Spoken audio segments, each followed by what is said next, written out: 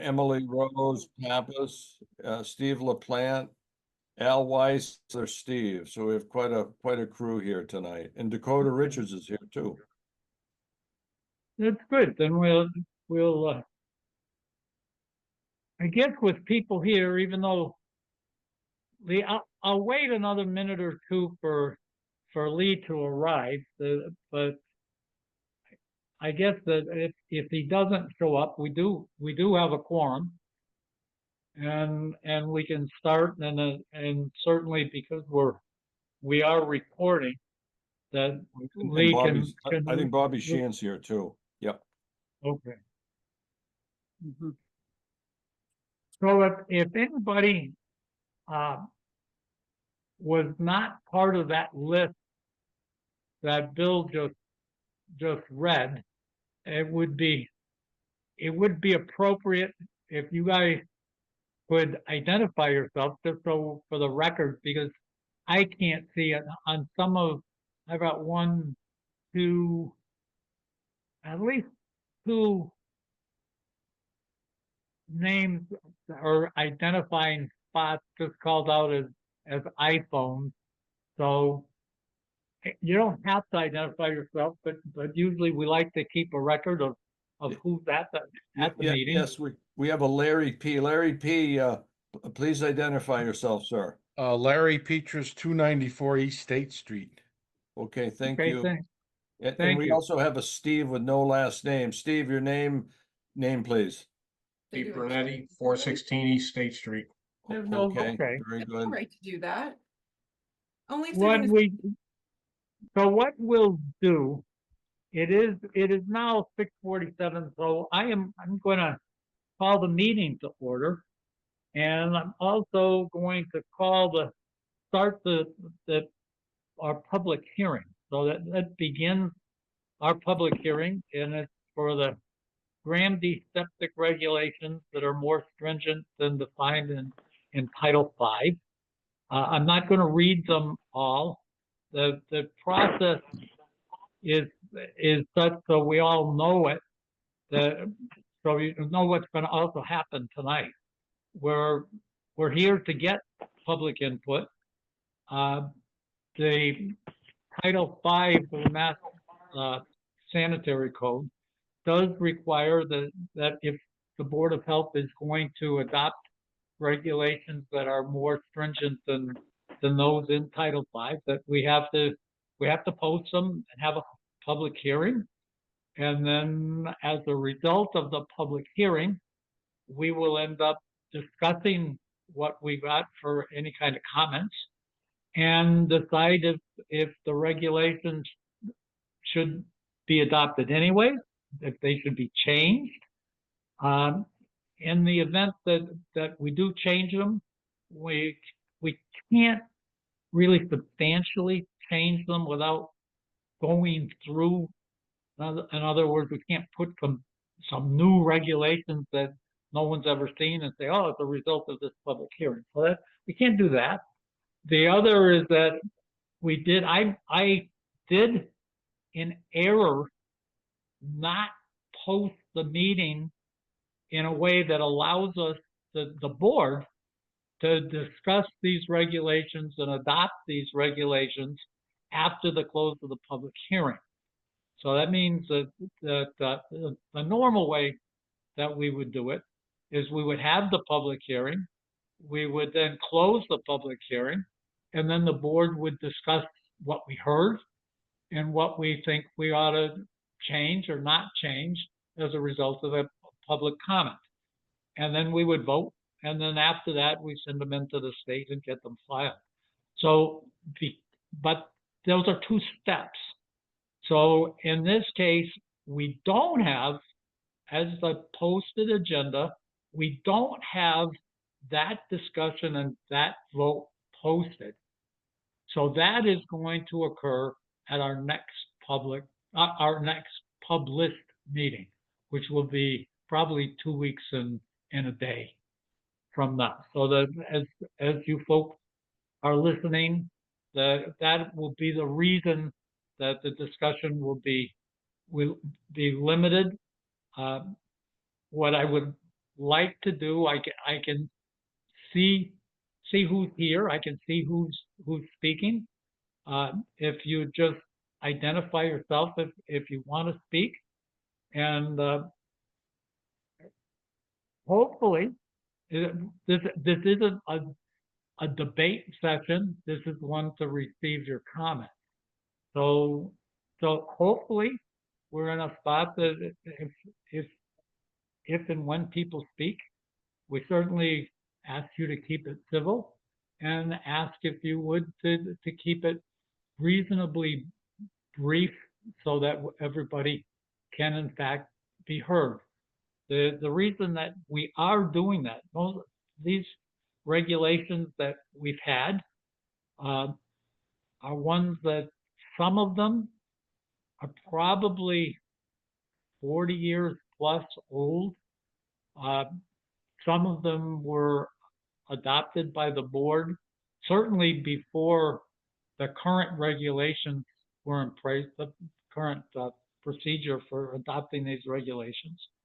Some of them, as we went through this, some of them are regulations that the board had that Title V came in and made most of it not more stringent than the regulations that the board had, but in some cases they did. But so some of the regulations were old, and we discarded those. They were either redundant. Many of them ended up being covered in the current Title V. And we were in a spot that because we hadn't adopted the regulations according to the current Title V procedure, the regulations weren't in a spot that we felt that if we were challenged in court by not adopting them properly, even though they were, in most cases, the board's procedures that we were using, they could be challenged. And so, for the most part, we haven't changed. I don't think we changed any regulations that we didn't have. In many cases, we made them less stringent than we were enforcing. So the regulations have been posted. They've been posted at town hall. They've been posted in the newspaper. They're posted on our website. They've been posted online. And so I'm not gonna read them all, but they are broken down into 1, 2, I guess 3 different areas. It's on perk tests, on Title V inspections, and septic system design. And so what changes that many of you maybe would see that are maybe different than we had before. We had regulations that said that septic systems couldn't go within 100 feet of wetlands. Title V allows them within 50 feet. Our new regulations say that our policy is that they shouldn't be within 100 feet, but depending on the lot, that the board can drop down to as low as the 50 feet, but that the designer and the board should keep that in mind, that we are trying to keep the 100 feet so that we won't blindly just change the regulation. It's just the intent is to try to keep that 100 feet. The other one that affects people, especially in new construction, is we have a regulation that says that wells shouldn't be within 100 feet of a septic tank. Title V allows 50 feet, and we've taken the same stand. We would like it to try to be 100 feet. We would keep it when we can, but when it affects the installation, then it can go as low as the 50 feet that the state requires or allows. Perk tests are basically our March and April perk tests What we really are saying is the water table is the thing that really needs to be done in March and April. And that's because of the ground conditions that we have that are in many cases different than other places in the state. We have high water in some areas that the soil doesn't have the rust that allows us to see where the water table is at the dry time of the year. And we've got a lot of glacial till that's about the same color as the rust colors that we're looking for. So we're looking for water tables to be done when the water would be normally the highest time of the year.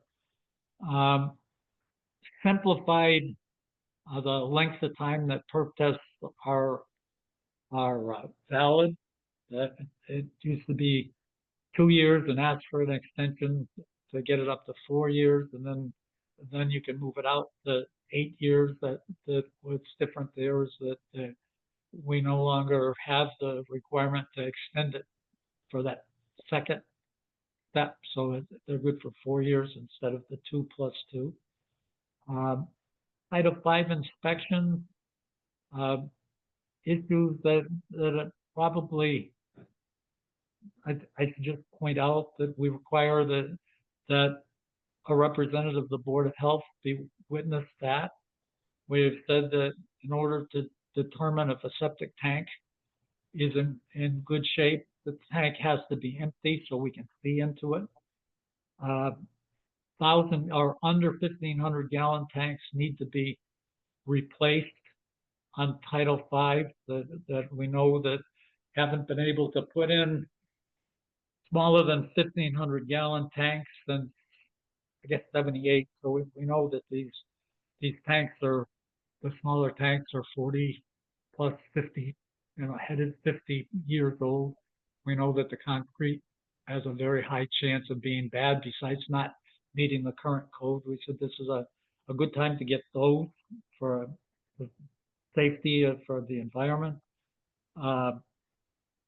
We've got from the bottom of a leach field to the water table, we've got a 18-inch minimum, where Title V says that the system could be touching the water or just not touching the water table. And we know that distance does not adequately protect the environment. So that changed, although we did look at neighboring states and came up with 18 inches as a number. It looks like with a proper system that if you have more than 12 inches, you're probably protecting the environment. So we've gone just be a little safer to 18 inches. Cesspools which haven't gone in for, again, 50 years or more have to be replaced. Require that the groundwater, the state has already established that the people that should determine groundwater elevation are soil evaluators, licensed soil evaluators. So we're saying that if we're going to design or if septic systems are going to be within 18 inches of the water table and acceptable, then the people who are trained to make that determination should be, not someone who's got a license to install septic systems, but someone who's been trained to do water table. Let's see. The other item I think are mostly the same. There is an item in here that I've heard comment, and I'll put it out there as a discussable item. I did get a call from one of the engineers today that are on the system design group. Item number 8 calls for class 1 soils must have a minimum of 5 foot of vertical separation between the called high groundwater table and the bottom of the SAS. That regulation in the state and Title V to the soils that they do not define it as class 1 soil. They define that 5 foot separation as being soils that perk at faster than 2 minutes an inch, so they don't have much filtration capability. And class 1 soils actually go as slow as 10 minutes an inch, and actually some of those soils do filter pretty well. And that engineer said, you know, guys, I don't know that you really want to be doing that. That maybe that you ought to stick with what Title V calls for. So that I'd like to put that in. That was a comment from an engineer, so we'll put that on record that he thought that was not a good idea for that change. So with that, trying to catch the major items that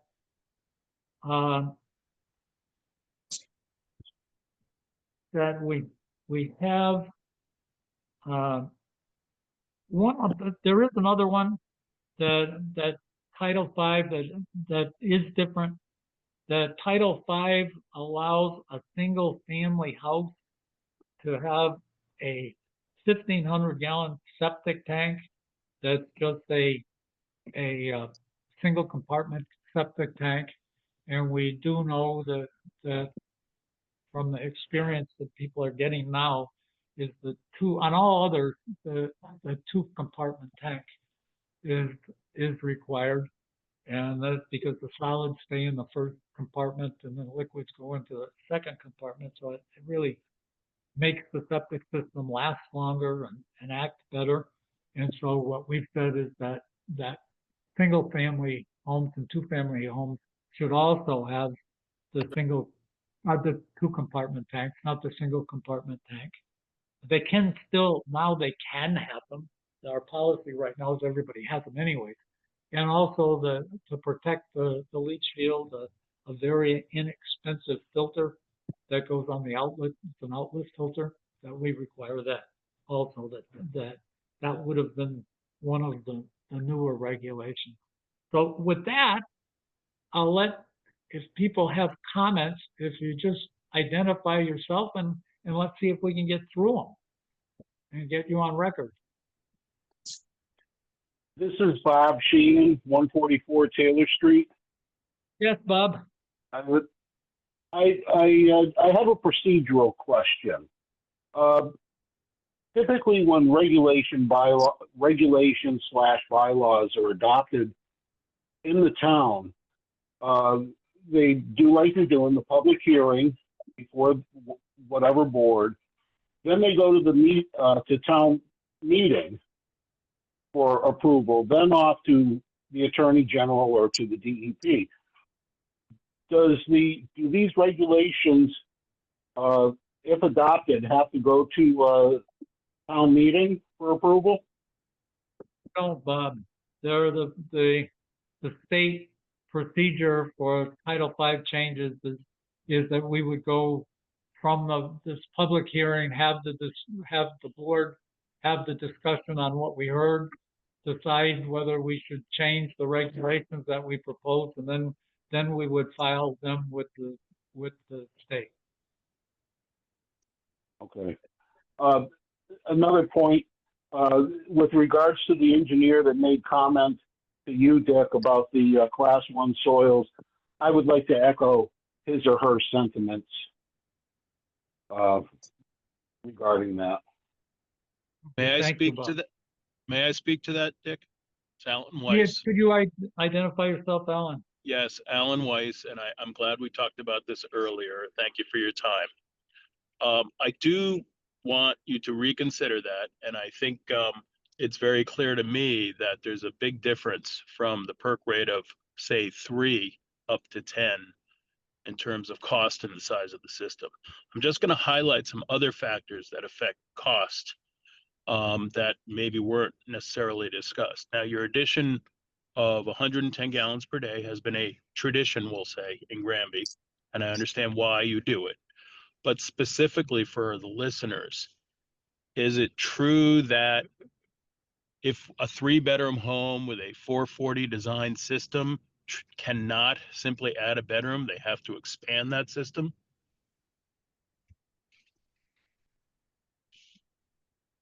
At our procedure right now is that the engineer does analyze what's in the ground, then comes back to the board and says whether they think that the system is adequate. And the board does end up voting on that. Lately, the board has said that the system should be increased in size, but Alan, I don't know how many of those there are. I don't think there are very many of them that's happened to. Okay. It doesn't, the board doesn't have a blanket decision that says it's going to do that. It does say that our procedure is that if you're going to increase the potential use of the system, we do have need to have an engineer go through and come back to the board and say, the system, in my view, I say an engineer or sanitarian, say, I think it fits the system, it doesn't fit the system, and I guess the dichotomy here is that the state says it fits, but your rules say it doesn't. So I guess I just was hoping for clarity on that. yeah. Dick, historically, this has been a little gray area. And I think going forward, we should probably try to fine tune our procedure, but Al brought up a good point. That is a good point. Yeah, I guess it's just assuming that your procedure all along here has been the way you want to continue. And that's fine if that's what you choose, but I just need clarity because I get phone calls a lot from people saying, what do I do in this instance? Right, you know, some people have opted to decommission a certain room in their home to build another bedroom, or we just had one recently where someone enlarged an existing bedroom. But again, it's kind of a gray area that would require a little more forward thinking going into the future. But that's an excellent point. Again, it's something that we've been dealing with on a case-by-case basis, trying to be as consistent as possible. And again, but it still needs a little bit of fine tuning. I agree. Okay, thank you. They're people.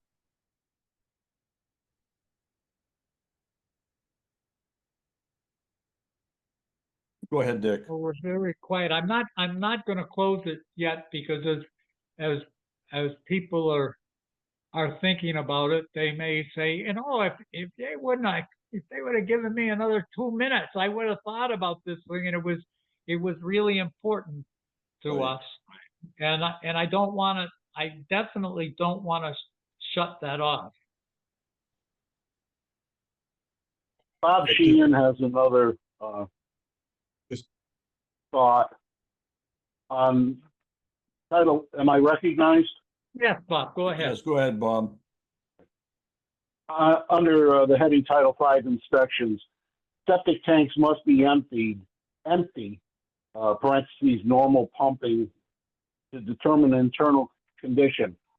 I do agree with that. However, typically the corrosion or deterioration of the tank happens above the water line in the septic tank.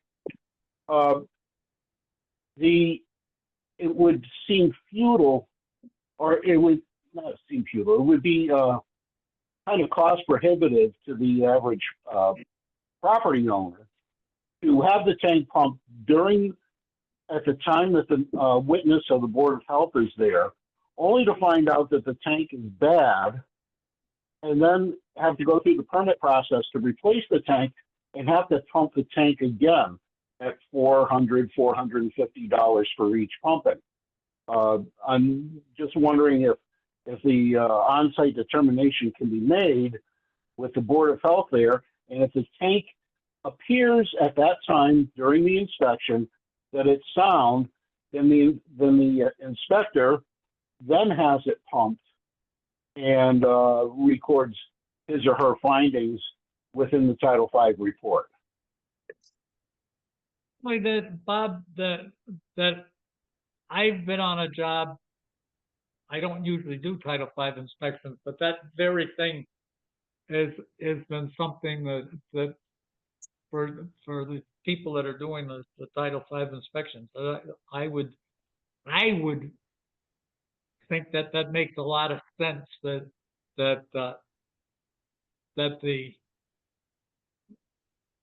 you try to avoid 2 trips by everybody if you can, but certainly looking at a system that you think is questionable and say, let everybody look at that and see. As soon as you stick a shovel in the ground, you say, boy, that tank's no good. Let's just pump it when you replace it and save the $400. Makes a lot of sense. And it would, to take that, to put it into the record that you would, from my view, you still would say you want to look inside that tank if you think, if you're going to say it's good, you ought to look in and make sure there's a bottom of the tank. Because I've been on a job where there was no bottom half of the tank. Well, And when you I would agree with that. or large cracks in the tank, which would not be seen unless you pumped it. That's right. right. But what Bob is also saying is that when you go down and find out, when you uncover it and the whole top of the tank is cracked and you know it's no good, is there a way that the Board of Health can keep that in mind and not have to make the homeowner pay that $400 when they're going to have to replace the tank anyways and pay it again when they do it? And certainly that maybe you wouldn't change the regulation, you'd change the procedure. You'd still be saying you're going to do if the tank's bad, you don't need to pump it out because you know it's bad. But if That's the right. tank you think is good, that's when you. Yeah, that's if the tank failure had been made on site prior to the pumping operations, but they'd have to declare the tank bad at that point in time. Yes. Right. So if we can take that from what Bob is asking, and I can see we've got other inspectors here to figure out how everybody can work together in a way that from the pumping guy's standpoint, he's going to say, well, what do you mean? I'm going to stand here and all of a sudden when it's finally my time to get paid, you say, okay, drive back home. And he says, well, that's not fair to me either. So it seems like if we could take what Bob is saying and with everybody, that all the inspectors and the board, and say, how can we do this in a better way to minimize the chance of someone having to basically just throw $400 away? That seems very reasonable to me. Thanks for the comment, Bob. Sure. The next item I have is under septic system design. Number 11, the minimum design capacity of any SAS is 330 gallons per day. Is that to include commercial buildings? That's what that means, Bob. We've got a couple of commercial buildings that are only, 200 square feet or something, and it just, once you're down, our thinking there was that once you're down in those tiny little system sizes, you don't have to do something when those commercial ones are kind of rule of thumb design sizes, and say, gee, if someone flushes the toilet too many times and they get strong, that it's a little system at a gas station or something, and they say, boy, that guy flushes more than you think, and it's a little tiny system. And our feeling was there's some minimum size, and that actually that's a really old design requirement that I think we used to do it by like 500 square feet. It used to be by 500 square feet type things instead of by capacity. That's so right. When we did that, we tried to flip it over into capacity so that it would reflect whether you were in really lousy soil or really good soil. And so but these aren't big systems typically. Right, and I know that some of the, I don't have it here in front of me, some of the, like dry good businesses, the state requires minimum 200 gallons per day design flow. Wouldn't it just seem prudent to stick with the minimum that the state sets forward in that table? But on our thinking, Bob, on this one was that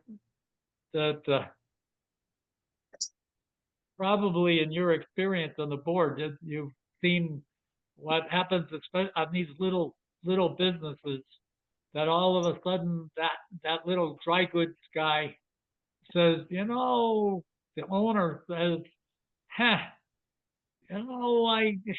can't make business doing this. Let's be doing something else in here. Let's make sandwiches. It was never a little delicatessen. I was just doing dry goods, and all of a sudden that tiny little flow jumps a little bit. And now with the system's so good and on the overall cost of the system, we look and say, boy, it's a big time problem when that business says, I can't operate the way I really want to. And we're saying this is the time to catch some of those things is right at the beginning, with not very much difference in installation costs and a huge difference on impact on future operations of those businesses, future limits. However, I don't disagree with your thought there, but change of use with a business would have to go before you anyway, and then it could be discussed with the board and say, you know what, you're now going from a dry good store to an ice cream stand that's going to use more liquid water, and now we have to evaluate the septic system, do it on an individual or a case-by-case basis. Okay. So that's your comment, is that you would like not to have that to go to the state minimums. I would prefer just to go by the state minimums, yes. Okay. Personally. Okay. Thank you. Thanks, Bob. We'll have to discuss this, Dick. No, that's what we're going to end up doing. That's what as a board, we can't do this one tonight. This is what we'll have to do it. Yeah, we'll discuss these particulars in 2 weeks. That's fine. I'm glad we're Right. getting input from folks.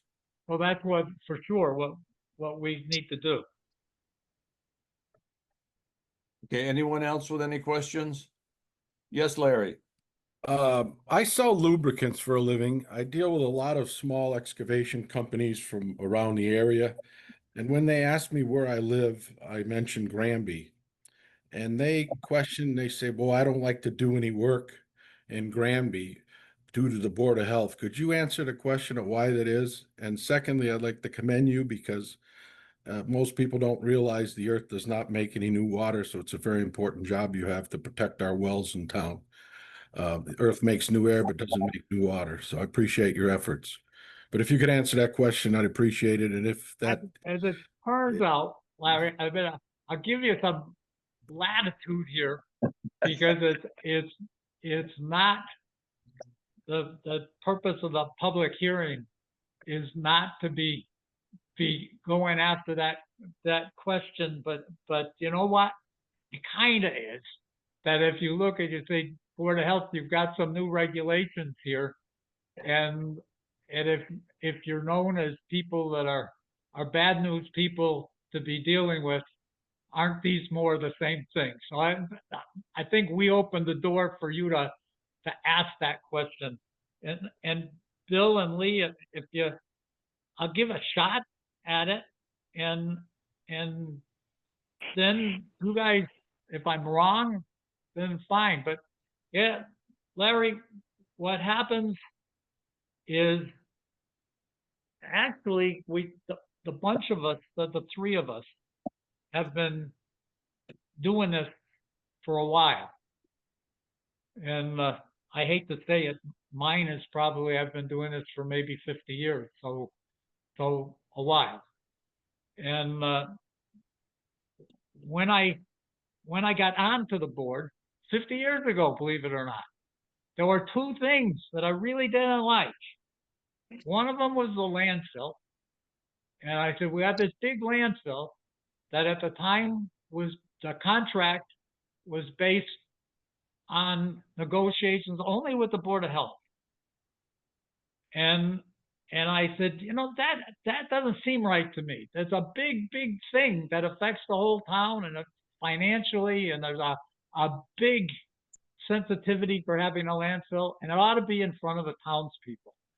The second one is the Board of Health was a brand new Board of Health.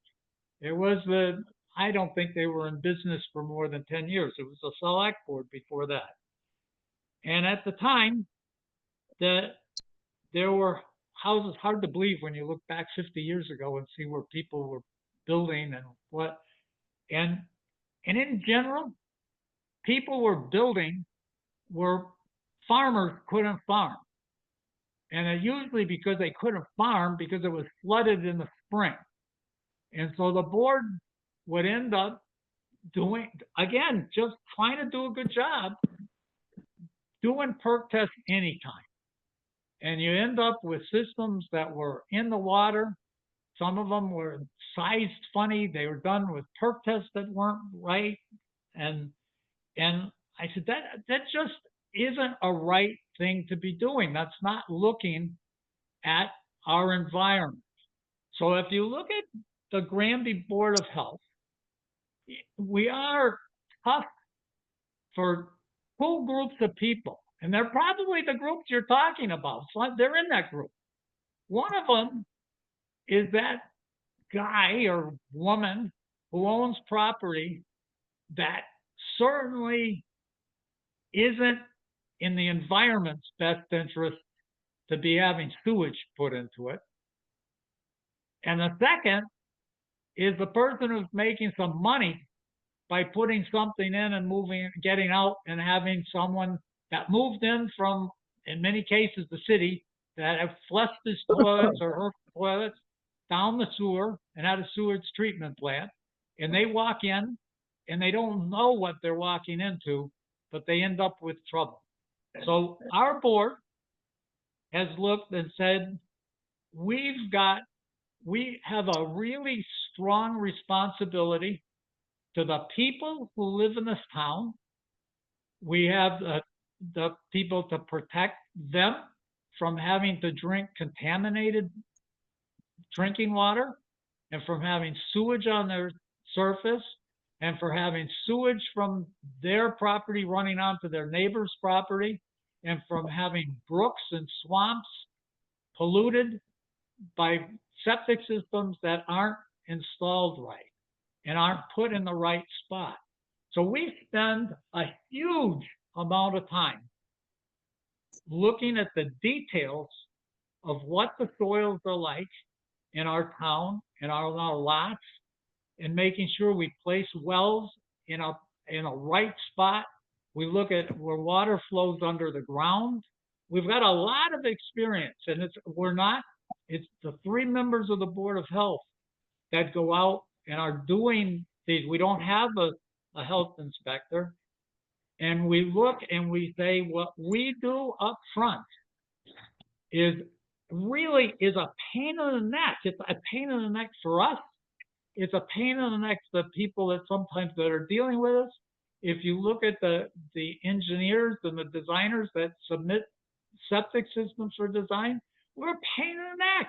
We look at stuff and say, we go down and say, you know, this pipe isn't installed right, or you don't have the right sweep on an elbow, you have a too sharp a line, or you don't have a clean out, or you put the tank in a spot that's not going to be stable.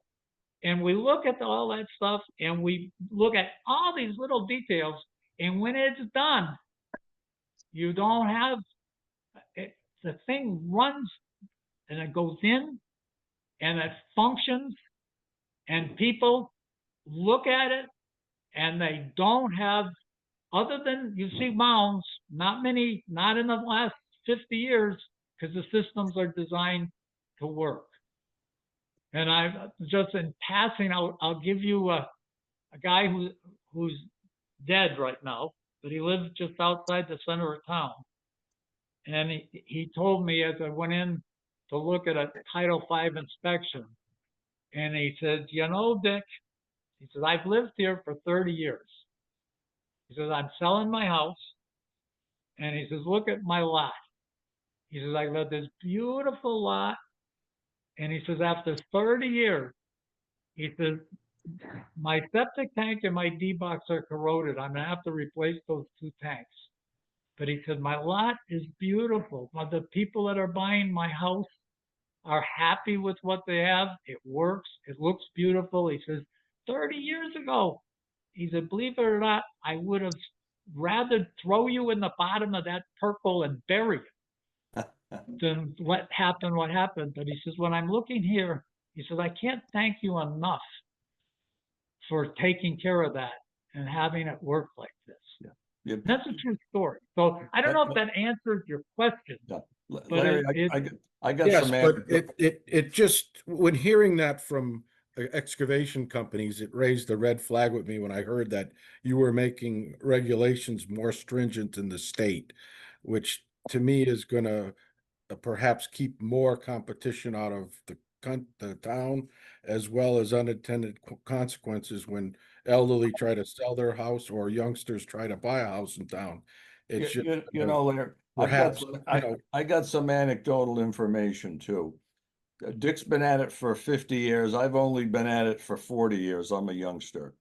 But I take a little different slant. I've worked in this business in the research end at the university. I've worked as a professional engineer. I've worked as a consultant. I've worked as a university faculty member, and I've worked on the Board of Health. And I've worked in probably 75% of the communities in this part of the state, as well as some in northern Connecticut. And I must say, over my 40 years of observation, and this is anecdotal, that the failure rate of septic systems in this community of Granby, Mass, is the lowest failure rate that I know of in this part of the state. I can say that unequivocally. And I think the reason is because of Dick Bombardier, Lee Lalonde and Company. Again, enforcing the regulations, making sure the systems go in properly, folks maintaining the system. And again, the addition of 110 gallons per day and keeping tabs on the size of the tanks, that adds a lot of longevity to these systems. And again, not to toot our own horn, but I'm going to, because the proof is in the pudding. And again, the failure rate that I've seen in this community is amongst the lowest in this part of the state. And Larry, just in terms of those 2 groups of people that you're talking about, you gave the 2 people, the 2 groups that we protect the most. I shouldn't say that, because the people living here we're protecting. But those people who are going out and coming in, that you're now looking at these regulations, most of these have been in place for 30 or 40 years. And the low rate that Bill's talking about are the fact that before, on the old Article 11 didn't have these rules. We did, and now they're in Title V. But those people that are moving out are just like that Don that I was talking about, that when he moved out, he was an old guy moving out. And he said, you know, after living 30 years in this spot, I still have a great system. It's still, I can pass it on. But it still passes on when you look, for instance, at us saying on a Title V inspection, someone from the Board of Health has to look inside of that and say, we're going to look to see if that system's okay. That we're going to look and say, it's not good enough that your system is 1/4 of an inch above the water table. We have to know it's more than that. We've got to look and say you're inheriting a good system. But most of the time they're getting a good system, because if it's less than 30 or 40 years old, it's a really good system. It's only the real old ones that end up into those problems. But for sure, if you're an installer and you know you're going to get caught if you cheat on the rock that you put in the septic system, and if you know that the Board of Health is saying you can't put fill in that hole until we go in and make sure you stripped out all of those roots in that topsoil, and you got to put in all the sand that the engineer called to put in that. A guy who's trying to cheat doesn't like that one bit. And if those are the guys that don't like us, you know, they're the guys that shouldn't be working here. They're guys that work here should be saying, I understand those rules. I understand the design, and I'm going to do what the engineer says it's going to do. That it's going to be required to do it. Those rules are there for a reason. So in terms of what we have, I agree with Bill that this is a special Board of Health. Now, I don't think there are lots of them in the towns that have people with our experience and credentials and that are actually doing the hands-on work. And hopefully one of the things that we've got as an assignment for ourselves is we're 3 people that are getting old. And how are we going to pass this on and make sure the town is protected? And some of that protection comes from making sure these rules that we know work are in code and they're legal, and that the next group of people that are dealing with it have the tools that they need to keep this town protected. I appreciate the answer. Just one last comment. I would say, hearing what Bill said about a low failure rate, that's great success, and that's great for the board and great for the town. But if that's the case, why do we need to make a lot of the policies more stringent than the state regulations? If it isn't broken, why do we have to fix it and change things? What I was saying, Larry, is that these rules that we have, these are 90% of our rules that are all the same rules we've been using for 30 or 40 years. And that a couple are a little different that we tweaked. I don't know that we tweaked, maybe we tweaked something around the Title V inspections up, but the rest of them, we actually backed off a little from what the regulations were that we were doing. We backed down a little bit where it didn't make sense. The engineers over the years have said, you know, this is kind of like the distance from a septic tank to a well. That's it. Sometimes that gives them some trouble, and it causes people some issues on trying to locate things. So we loosened those up. So these are really the rules that we've had, that we're just saying, let's make sure they're legal and that they can be defended. But it's not a whole bunch of things that are saying, hey, let's fix this thing. It's definitely not something that we said needs to be fixed. It just needs to be made so it's, if we end up in court, it's fully enforceable.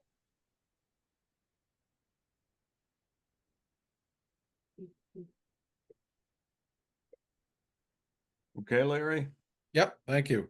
Thank you. Nice to have you comment. Anyone else? I have a question. Steve Brunetti, how are you, Steve? Not too bad. Thanks for letting me speak on this subject. I'll just point out that in the annual report, the very first line about the Board of Health says the purpose of the Board of Health is to address and protect the health. And then it goes on to say, in accordance with the laws and regulations of the Commonwealth. Well, we have Title V laws and regulations. So my thing is that if you're not satisfied with those laws and regulations, rather than coming to the town and trying to codify arbitrary laws and rules that you've apparently, your own admission, that you've been implementing in this town for 30 or 40 years, rather than going to the town and saying, hey, can we just now have permission to implement these extra rules and above and beyond Title V? Why not petition the state on the strength of your argument that systems don't fail here as much as the rest of the state or the rest of the area? On the strength of that, why not try and change Title V so that you can stay within the purpose of the board to ensure compliance to the laws and regulations and not be essentially a rogue town, implementing your own extra rules, which actually do have an impact on the citizens? It's a good question, but in fact, you answered some of it, is that the state put this procedure in place because all towns are not just one, cookie cutter look. The soils are different. All towns are not the same, and that they, in fact, say Title V is going to be written in a way that it makes it very easy for boards to recognize where this regulation doesn't satisfy totally. It's not where you say a whole new set of regulations. This is not at all. This is a little tweak and the state says, this is the way you do it. Boards of health, when you look at your town and say you've got unique conditions, we're going to make sure that you understand and have the ability to change this. And in fact, if you look, for instance, if you look at the Title V inspection, the Title V inspection is a terrible regulation. It's better than it used to be, that you didn't have an inspection, so no one knew what was in the ground at all. But when the state ended up implementing that, they dealt with a bunch of real estate people and developers, and they ended up saying, that's okay, we'll do it this way. And they had the inspectors that aren't, they go out and say, oh, I'm going to call this for the water table. And when the state already is saying, those guys aren't capable of telling where the water table is. They're not. That for the purpose of this test, they say, we're going to let these guys do it. But over on the side, on the rest of the Title V inspection, it says, Board of Health, even though that Title V passed, we got giving you the responsibility to take that, and the responsibility and authority to take that test and say, you know what? That test doesn't represent the safety that's needed to protect our environment and the people around us. So what we've done here is absolutely tweak it in a way that fits Granby. So if, for instance, when Title V says, and it's a very good example, if you look at the water table, if you look and go out next to, in the low area out by the high school, by the schools, that soil is a very coarse sand, and there's very little iron in it. Now, Title V says, oh, you can go out and determine the water table based on where you see the water, or look for rust in that soil. And where the rust is 5% of the soil, you call that the high water table. Well, if there's no iron in that soil, which is not, you go out there and dig that hole and you do not see that line, even though the water does come up. And if the state says, oh, it's okay, you want to do it in the middle of August, go do it, and then you're set. Well, the only thing is, in the springtime, you might be underwater because you couldn't see it. And when you go on Ferry Hill, where I live, and dig a hole, and today it's probably there's some water in it.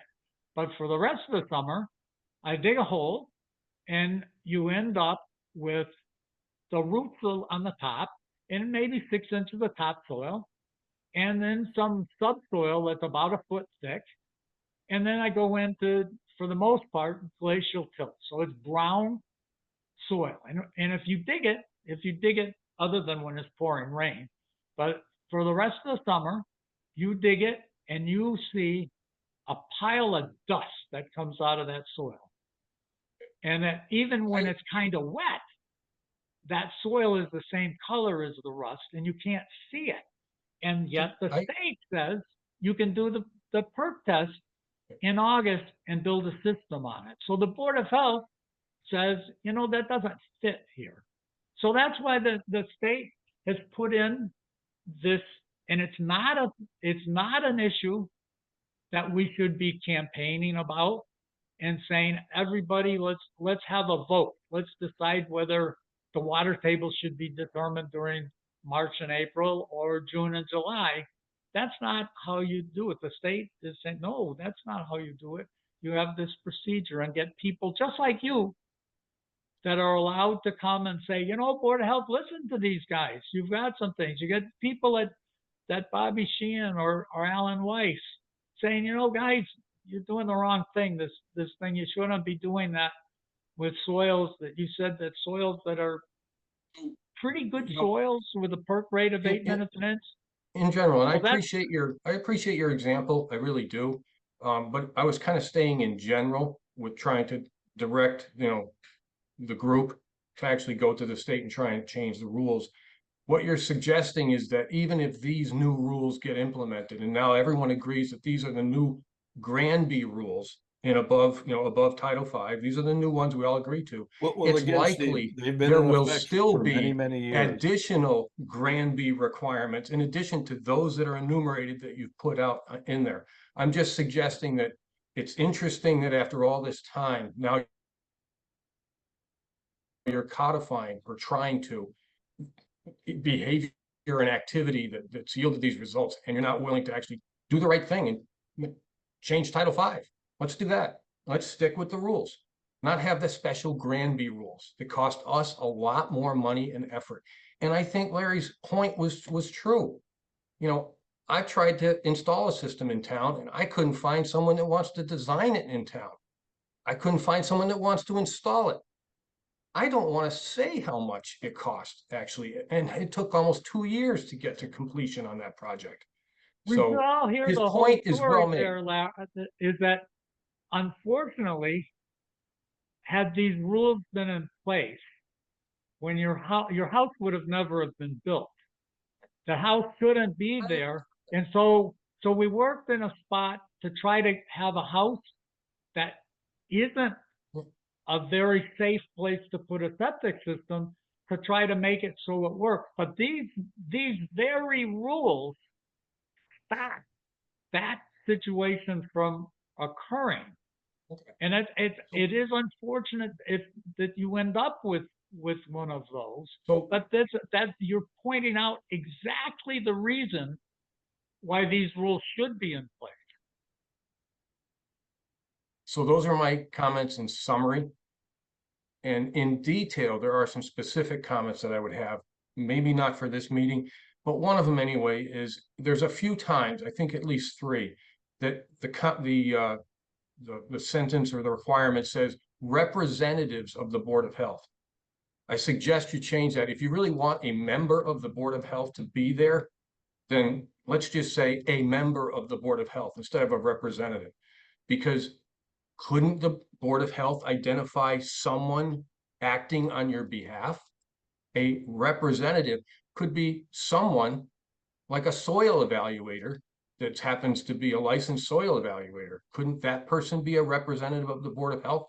I'm suggesting that even though you put it in black and white, there's still some interpretation, still some gray area, and a lot of opportunity to have these kind of discussions. And people having to do perk tests several times, things are unclear.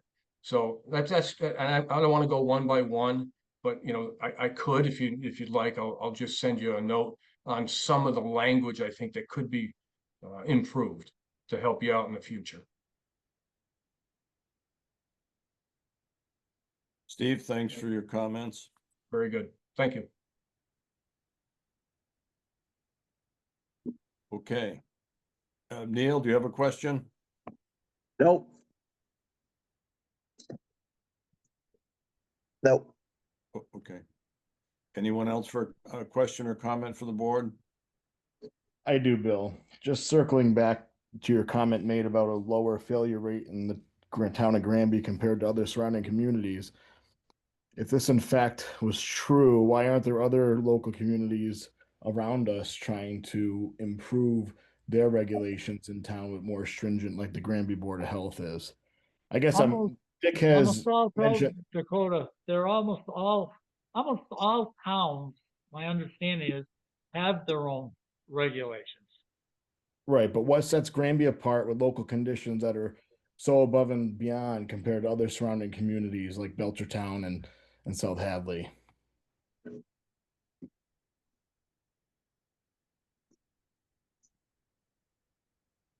I don't know. I don't know if some of the engineers that are here can say that they're different. They're, you know, it may in fact be that Granby looks at this differently than other towns, and maybe it's a result of having this unusual Board of Health that's been that has kind of a technical expertise and also a lot of experience, and that at least at this point, the board is, for the most part, does their own inspections as compared with having a health agent doing it. So it may in fact be just the hands-on approach that this board has had for so long, and that's why it's made the big difference.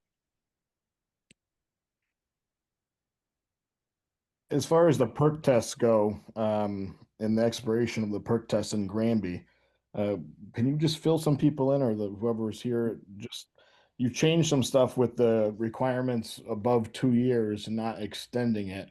But we have other neighboring communities like Belchertown that once you do a perk test, it's good for life. So what's the difference between the two towns that really set Granby apart that allows Granby to set a time frame on theirs versus other communities surrounding us?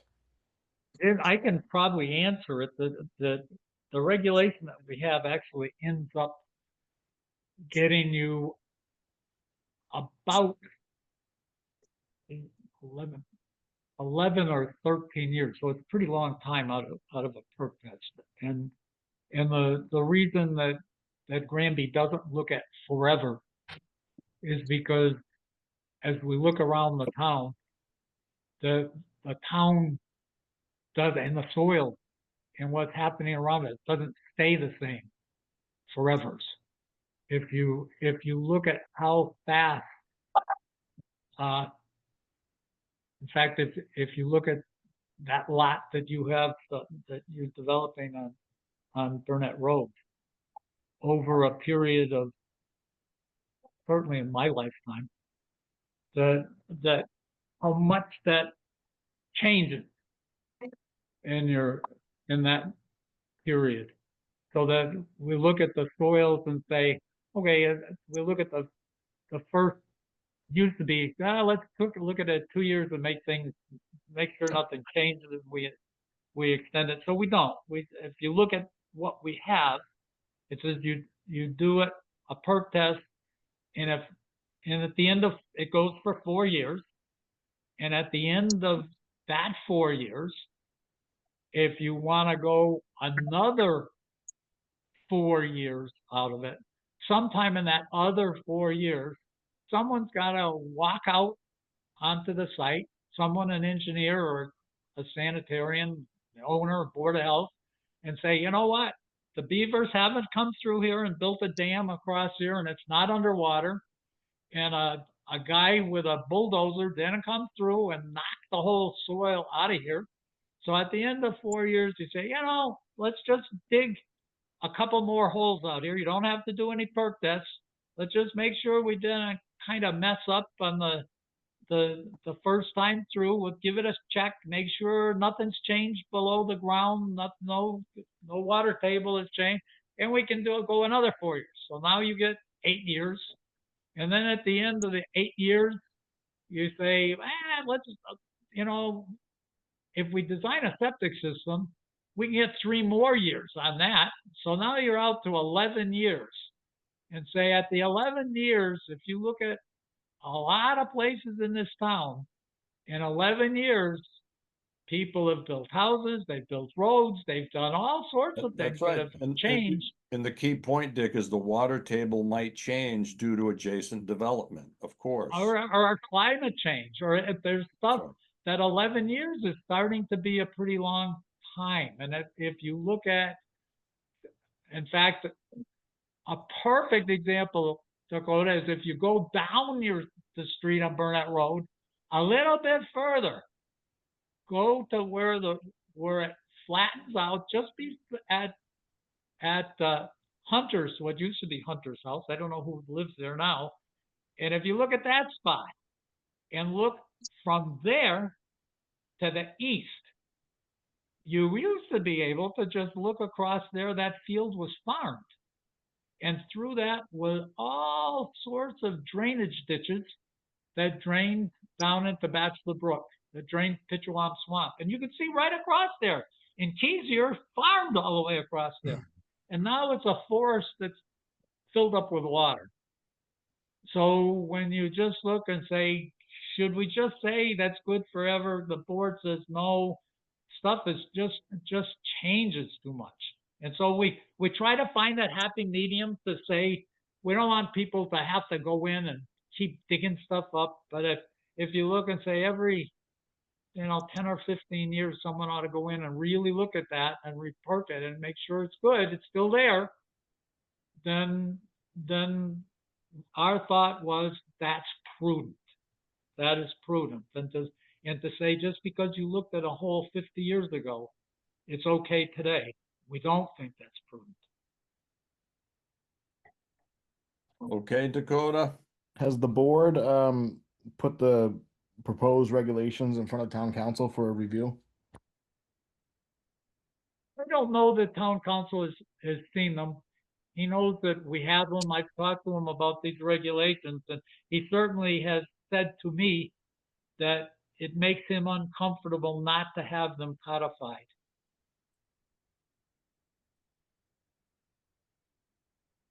So Brian O'Toole says that he's not comfortable going above state standards? No, he did not say that. He said that if it came to someone challenging a regulation, that, let's say, the time of doing perk tests in March and April, or in this particular case, a 1,000-gallon septic tank. He said, if you guys are going to be having that regulation, Title V already lets you say if there's an environmental reason for having the that tank replaced, that 1,000-gallon tank replaced. He said Title V absolutely allows the board to look at that and say, it doesn't go. But if you have a reason that says, the state has already said that 1,000 is probably too small, and you guys already know that it's really, really hard to look at a tank well enough that's buried in the ground, that's been buried for 50 years, even though you think it's probably bad, and it probably is bad. If you're telling people to replace it because you think it's bad, you probably are going to have trouble fighting that. If they take you to court, the town's going to have to fight to defend that, and you're going to have to prove on an individual basis, even though you know that it probably is bad, it's going to be more difficult than if you use the regulation that the state allows you to use, that says put it in your code, and then there's no problem, then you're okay. So that what he is just saying is that if you've got these policies that are, sometimes 40 years old, he said, adopt them according to the code so that they're defendable easily.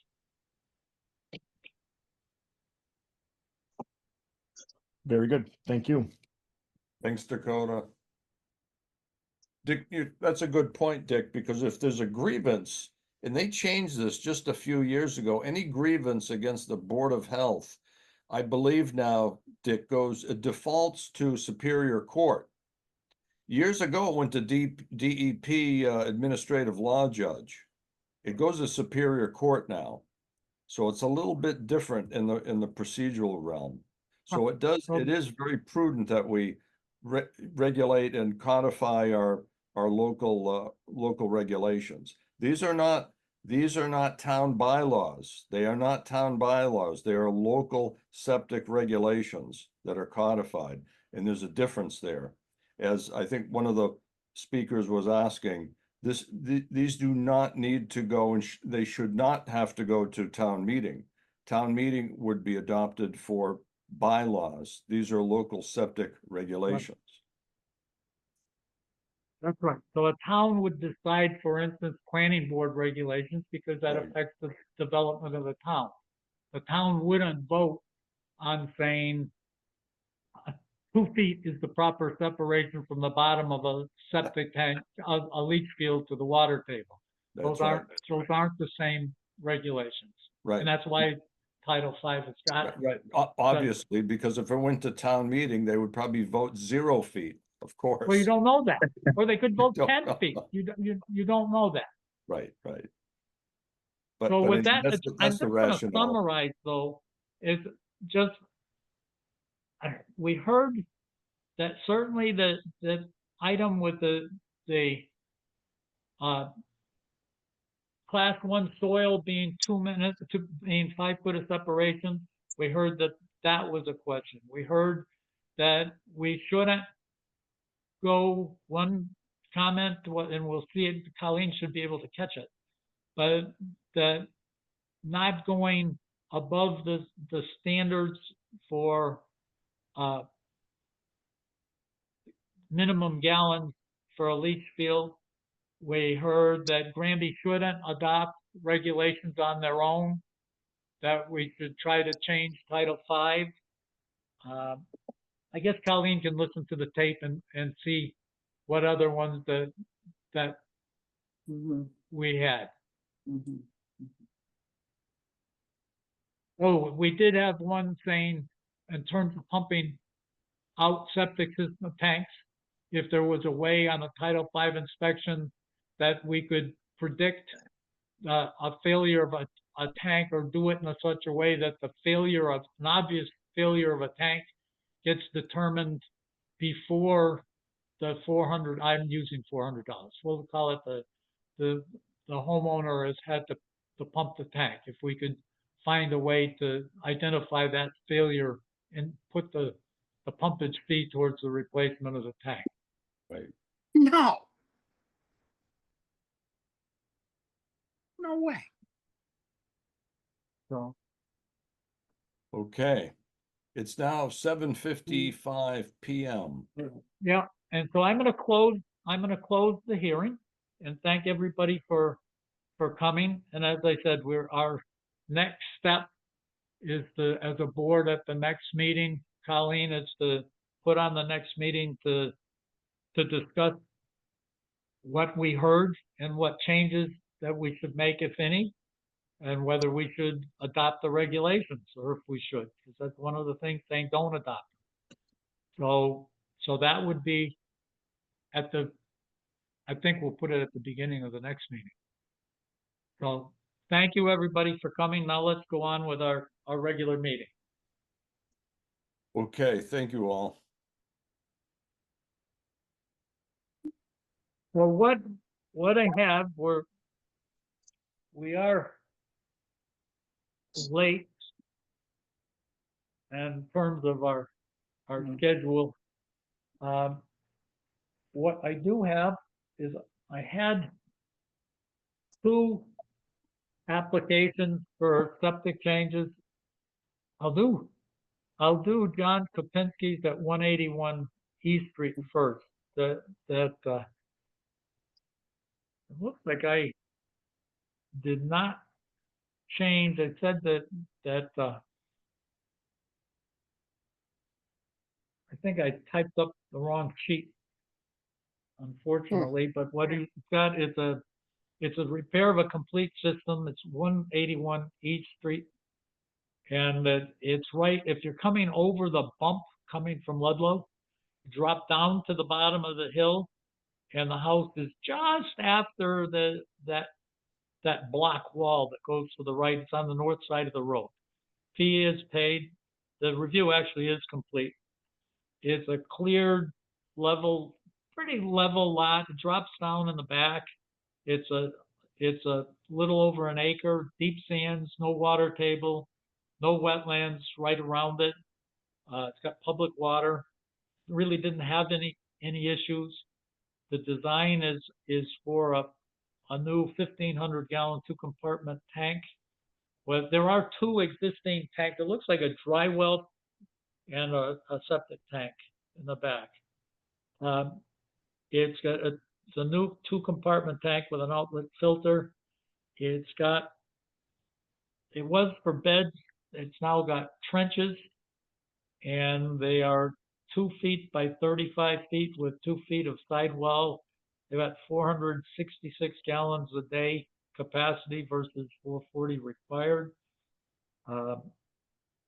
There'll be some fill that's required just for filling up the 2 tanks that are there are going to be broken and crushed, pump broken and filled. The drawing does call out for a reserve area between the trenches, but they're 2-foot trenches, and there's only 4 feet in between them, so there's not enough area between. That would require a 6-foot separation to be reserve area, but it's a repair anyway, so it doesn't need it. 5-foot water table separation, no ballast is required. 100 feet from the system to any wetlands. More than that, there are no wells as public water. What I had for issues really is just the trench permit that John fixed all the other issues, put the ties in, all the issues that I had.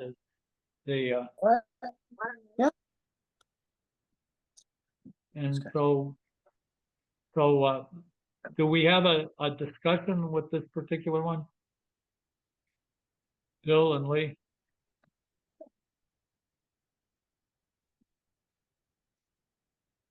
I don't see any issues on this thing, Dick.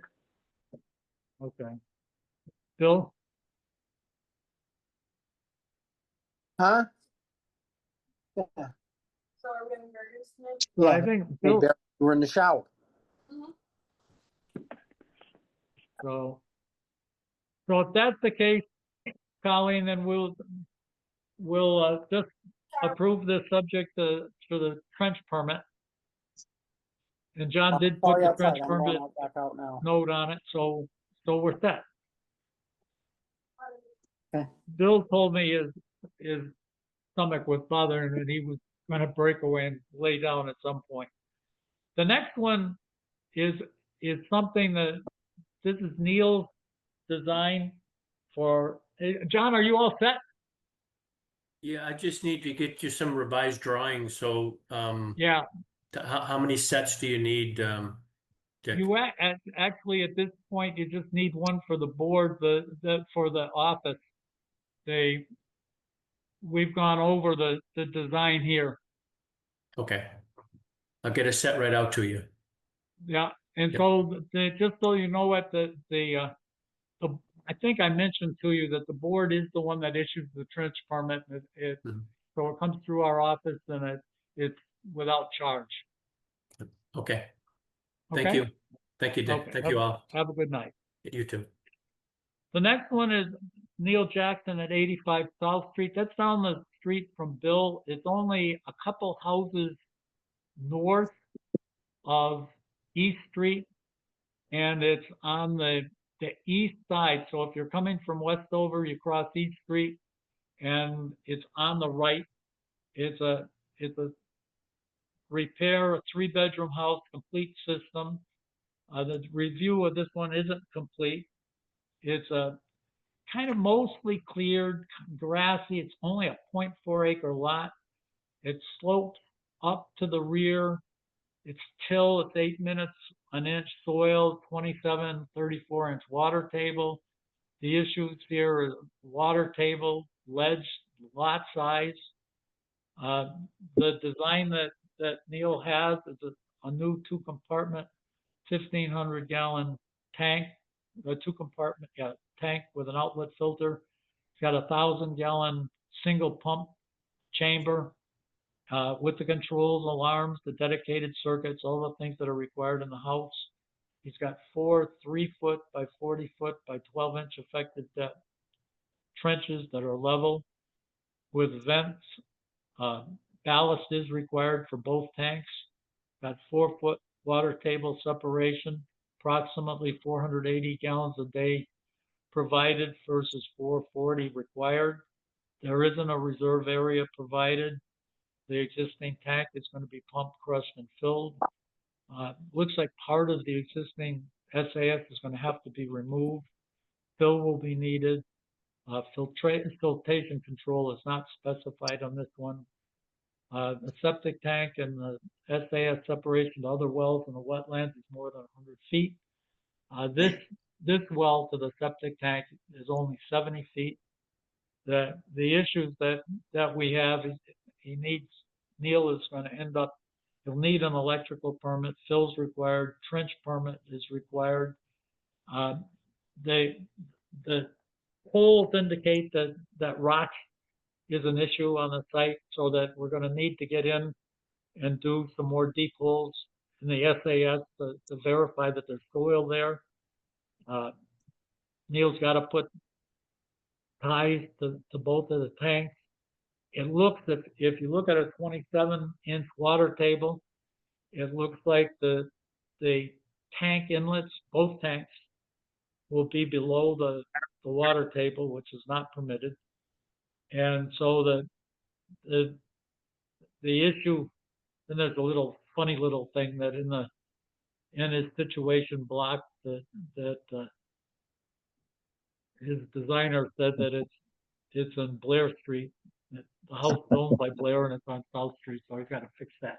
But what Neil has proposed is that we go in and on Thursday that we would dig the holes we're trying to beat the rain on Thursday, but to go in and look at the whatever 1 or 2 holes that we have to dig in the SAS, if and also go in the area where the 2 tanks are going to go and determine where the water table is. And so Neil is asked, since those are the 2 issues that would prevent the approval of this system, that he's saying if the SAS doesn't have soil under it, he's going to have to raise the system. The question would be what he's trying to, where I'm headed. The reason I'm speaking for Neil, what happens is this house is in the process of closing, and they're trying to get this thing approved and get on with it. So what Neil hopes is that we can determine on the 2 issues that are involved, that we can determine a course of action if we need to at the time on Thursday, which would be in terms of let's go in terms of the tanks. If the tanks are below the water table, the plumbing is going to have to be raised and get the tanks up high enough so that they're above the water table. So that the question around that is, will the board, Bill and Lee, will you guys, either we have to let me be the one that says, yeah, that's a good enough fix to do this, or we have a special meeting, or we just wait until the next board meeting to approve this. And so the fix would be, can we hit the 1 foot? If we don't have a water table problem, we don't have anything to worry about with the tanks. If we do have a water table problem,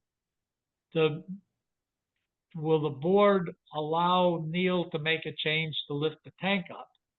But the next question that we have is we could give Neil a variance. He needs to be a foot above the water. Are we willing to give a variance here and let him, for instance, go to, if he couldn't get the plumbing up right, can we give him some leeway on the water table? Can we give him 6 inches if he can't get the plumbing up? I think right now, Dick, this is 85 South, of course. Yeah. Yes. Right now, Neil, you have 4 feet of separation off your water table from the bottom of your trench, correct? I do. Let's get to that. That's going to be my next one, Bill. Let's Okay. get the tank first. Okay. So I'm what do okay. we do? Yeah, I'm okay with giving Neil grace to do what he needs to do with the water table. Dick. Raise the plumbing. Yeah, we'll raise the plumb. Yeah. We can raise it a couple feet Okay. if we have to. So, okay, so Neil, Yeah. that Yeah. means, Lee, are you okay with this? So you let me and Neil go through that and we say, okay, we're okay with that. Absolutely. Okay. The next one, Bill, is yours. It says that we go out and Neil's got it laid out so that it fits. If he's got soil there, where the system, his repair fits. Bill, if that fits right now, Neil, does it fit okay the way you've got it designed? It does, yeah. Yeah, I don't have a lot of leeway either to fit it with trenches. Neil, 'Cause I have why did you not consider using in-drains on this one? the Elgins, well, because the pipe and stone would work, so. I Would try to it use not pipe be and smaller stone. though? Would it not be a much smaller system with the in-drains? It would be smaller, yeah. Well, maybe you could save the folks a few dollars on the installation. I mean, I think he's gonna end up paying more money for the hardware. Well, you'd have to run a cost benefit analysis on that, you know. But then you Yeah. could opt for a water table reduction. Right. But the board usually doesn't want to give reductions if we're pumping, so.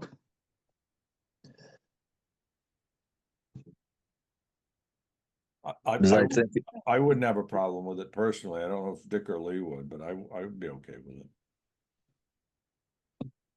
Problem's gonna be, if you look at the time that Neil is trying to hit, the fastest way to deal with this thing would be if we get up there and we've got soil and this thing really goes in and it doesn't destroy the whole lot, to just let Neil put it in.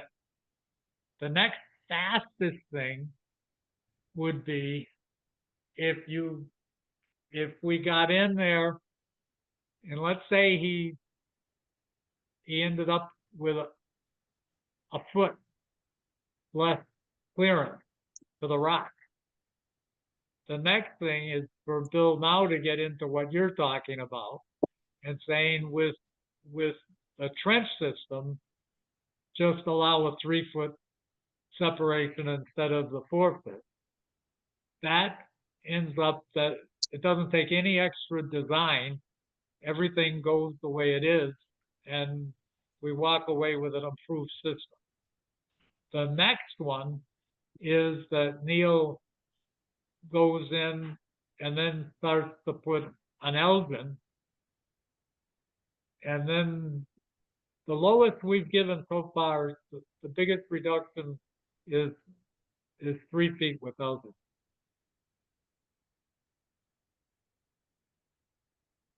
But that then makes Neil redesign it. And he's not gonna hit his timeline that he's looking for.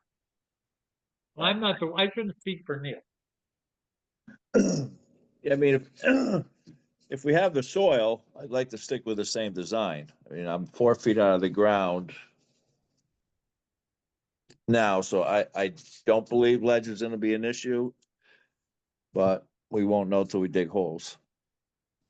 Cause we were 4.5 feet down and I'm, and I'm over 2 feet above the ledge with my stone, so I don't foresee that as being an issue. So Dick, you and Neil are gonna dig the holes on Thursday? Yes. Yeah, Okay. and what I'm asking for to try to get, if you guys let me work with the tanks, if we have to, and then if we get in trouble with the stone, with the rock, if up to a 1 foot reduction in separation, if you let me approve that, then we get in a spot that Neil can get the thing just done and get Yeah. it in. That's fine. I'm good with that. Lee? Yeah, that's a good idea. Sure, absolutely. Okay. Neil, then that'll get us where we need to go. Great. Well, I appreciate it. Thank you very much. Okay, thanks, Okay. Neil. Have a good one. Thank you. Have a great night. Okay, you too. All right. Bye-bye. Okay, let's now get on with our other business.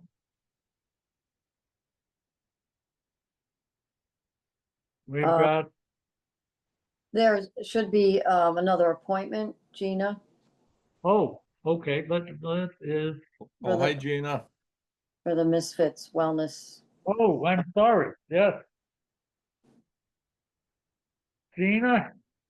Hi, Okay. Hello. Hello. How There's are Gina. you? I'm I have- good. Now, I have got, Sorry for the delay. It's okay. you cannot predict what happens as a public hearing. I actually am impressed that it went as fast as it did. So I had your protocol. I have it printed out someplace here. Okay. But we'll let Bill and Lee, we asked to have, I have it in front of me. Now, Dick, this business will be in the old Castellinas house. It's not in the Halon Plaza. It's in No, that's right. This is, it's in Patty and Tim Castellinas's old house next door. Correct. yeah, Henry Roberts' house, right? That's right, Henry Roberts's house. That's correct. So what we've got is I don't know if everybody's read it, but someone has obviously thought through. They've got daily facility cleaning, restrooms, they've got massage therapy room protocols, Aesthetics. yeah, aesthetic. It looks like someone actually went through and say, let's walk through this operation and try to figure out how we're going to run it and keep it clean. It doesn't, there are places where it says, you know, like laundry is going to be washed with hot water and detergent. So we don't know what, Technically, laundry is it's gonna- actually going to be washed at the General Cleaners in South Hadley. really. Yeah, Oh, okay, okay. because I don't want to do laundry.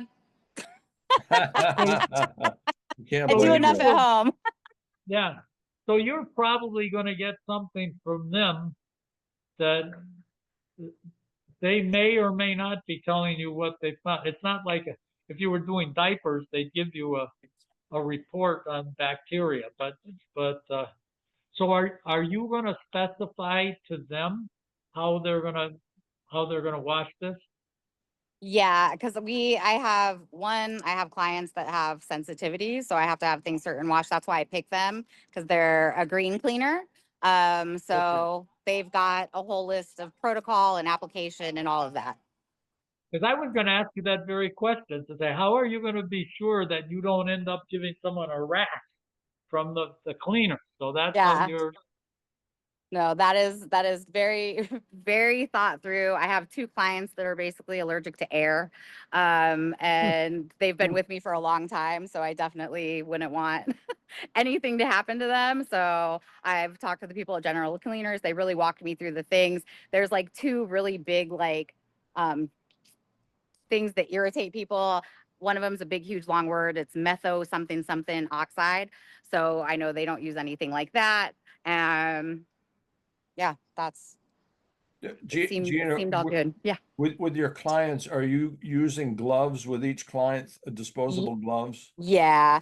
Like when we go to school, like even for massage anesthetics, I would say about 40% of our classes is like infection and disease control. Oh, okay, okay. So And I'm there's guessing, and the gloves are they they're not latex, they're never nitrile? latex. They're either Okay. nitrile or 'Cause vinyl. Dick, like you say, a lot of people are allergic to latex too, of Right. course. Oh yeah. Right. Latex is a really big one. Good, Yeah. good. Now, you said something, Gina, that I'd like to just explore a little bit because it Okay. makes me feel good. That you said on what you do are in your clients. Are you doing this someplace right now? I've been in this field for over 20 years. So Okay. I am currently, we're still working on getting everything up and running at the new place. But I just stopped working at a place in West Springfield called Mind, Body, and Skin. And then I've worked all over. I'm from Los Angeles. I went to school in Colorado and I've worked all places. So Have you ever worked in a supervisory position? yes. You have. Yeah. That makes me feel really good. That's why I'm really happy that you're here. Oh, well, thank you. Yeah. So, I don't know, Lee and Bill, if you've had a chance to read this, but it's pretty complete. I And, almost made it. so what are our thoughts? Are we going to,